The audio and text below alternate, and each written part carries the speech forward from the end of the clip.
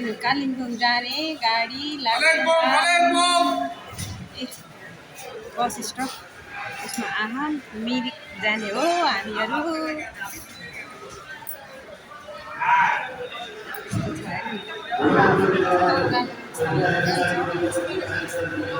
तर नेपाली छ है त्यो भन्दा त घुम्नको लागि आएको मिरिक जाने हो। मिरिकबाट हामी दार्जिलिङ जाने हो।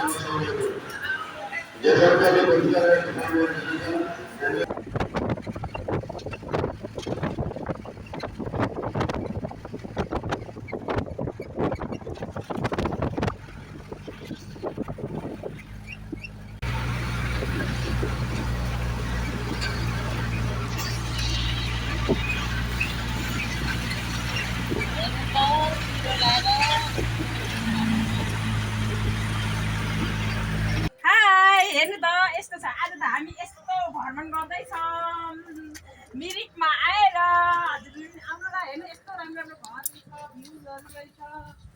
मलाई थाहा छैन तर राम्रो छ, आउनु होला। हामी चाहिँ दिल्ली आएको। घर हेर्नु त, घरहरू सबै देखेको देखेर कति राम्रो छ। हेर्नु यो लेक हो दार्जिलिङको मिरिक भन्ने ठाउँमा आएको। हेर्नु यस्तो राम्रो छ नि। अब हामी त हिँड्दै अझै माथि जाममा फस्यौँ, त्यहाँबाट फेरि हिँड्दै हिँड्दै यता आयौँ। यस्तो रहेछ हेर्नु त, घरहरू पनि ठुल्ठुलो नाइ, कति राम्रो के सानो चिटिक्क परेका घरहरू। अनि यहाँको चाहिँ एउटा चाहिँ विशेषता चाहिँ मलाई के लाग्यो भने फुल एकदम राम्रो हुने के, सानो सानो घरमा नि फुल एकदम सजाएर राख्ने। अनि हजुरहरू पनि आउनु होला दार्जिलिङ घुम्न। अब धेरै महँगो पनि पर्दैन, मिलाएर बसमा हिँड्न जाने भने चाहिँ सस्तो रहेछ है। त्यो गाडी कार गर्नुभन्दा अब मिलेर परिवार हिँड्ने भने ठिक्क मिलाएर हिँड्न पाइने सक्ने रहेछ मेरो तर्फबाट है, मैले बुझेको हिसाबले। हजुरहरू सबै घुम्न आउँदाखेरि गरेर आउनु होला। ठक्क बसहरूमा टेम्पोहरूमा हिँड्न जानुभयो भने त झन् एकदम राम्रो विशेषता त्यो पनि छ है एउटा। जस्तो हामी नेपालमा घुम्न जाँदाखेरि काठमाडौँ घुम्न नजानेर गाडी भाडा ट्याक्सीमा लाग्यो भनिन्छ नि, अनि टेम्पोहरूमा हिँड्दाखेरि लाग्दैन नि, त्यस्तै यहाँ पनि हिँड्न जाने पार चाहिँ लाग्ने रहन्छ धेरै। त्यही भएर आउनु होला, राम्रो छ। यो मिरिक हो, यहाँ चाहिँ यस्तो छ पुरै।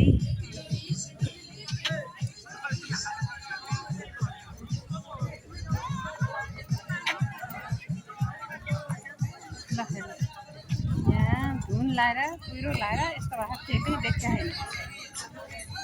हामी आउँदा आउँदै यस्तो भयो, यति राम्रो छ है। अब यहाँको पानी ताल थियो, त्यो ताल त देखेकै छैन। ल तपाईँहरू आउनु होला, म आइसकेँ। हजुरहरू पनि आउनु होला मिरिक घुम्नलाई। अब दार्जिलिङ भनेपछि मिरिक पनि साथमा पर्छ। अनि ठक्क मिलाएर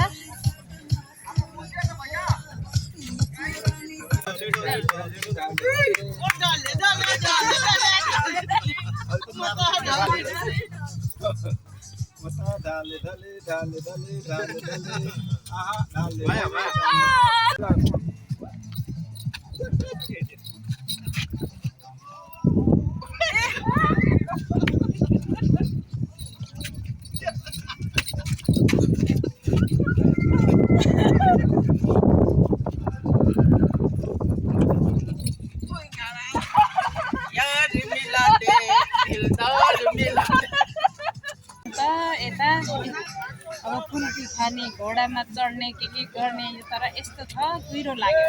हामी चाहिँ आउँदाखेरि यस्तो भयो, यस्तो छ हेर्नु है। यहाँ चाहिँ स्टलहरू मात्रै लागेको छ कुल्फीहरूको।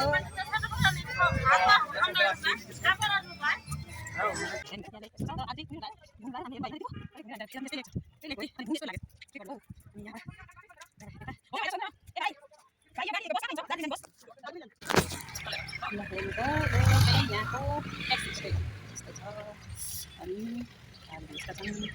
मिरिकको हामी त बराबर हिँडेर पनि जाँदा है, राम्रो लाग्यो मेरे टैक्सी स्टैंड आपको कैसा लग रहा है? लोकल जैसा लग रहा है? बहुत मजा आ रहा है मेरे को। देखो ना, दो बैठ के बता नहीं करते आपको ऐसा नहीं लग रहा हम इधर के लोकल ही जैसे? बिल्कुल है ना, शक्ल मिलता है तो अपने एरिया में। हां, दूर है तो लगी गिरा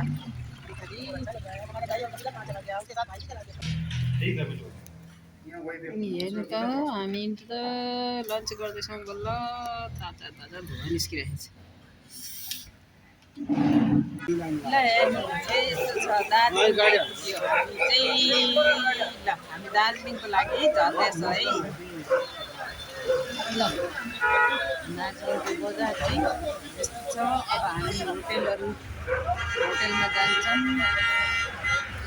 होटेल खोज्नु पर्ने छ अघिसम्म घाम लाग्ला जस्तो थियो हामी आएपछि फेरि यहाँ पनि यस्तो भयो है जाडो भयो कपडा जाडो भन्छ यस्तो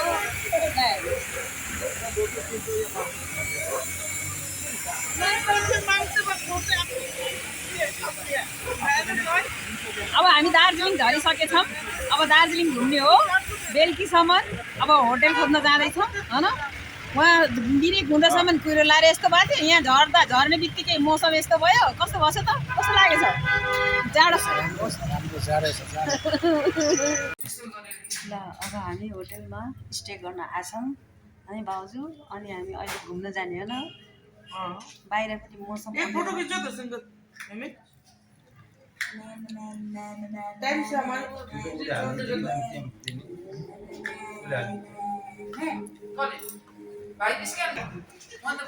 हेर्नु हामी भाउजूहरू पनि यहाँ घुम्न आउनुभयो हामी अब बाहिर माल रोड जाने हो होइन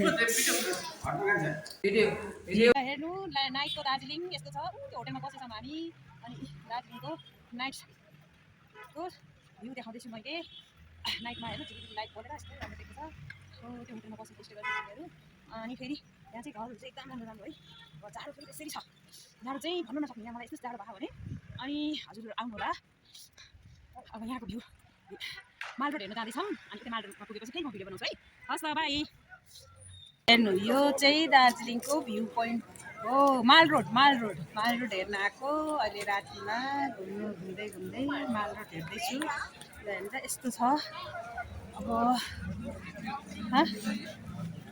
फोटो खिच्नुहुन्छ तपाईँको मोबाइलबाट ल यो हो है हेर्नु त यो दार्जिलिङको चाहिँ माल रोड हो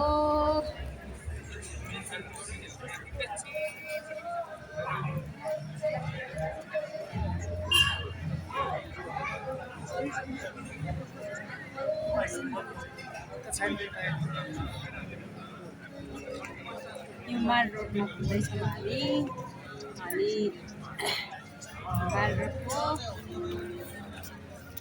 हेर्नु त माल रोड चाहिँ यस्तो रहेछ हजुरहरू सबै आउनु होला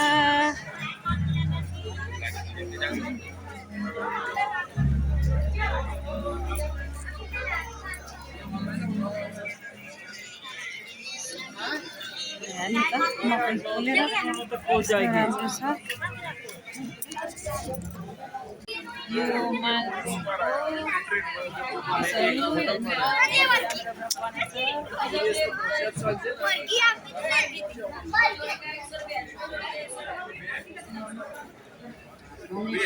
यस्तो कति राम्रो जग्गाहरू बनाएको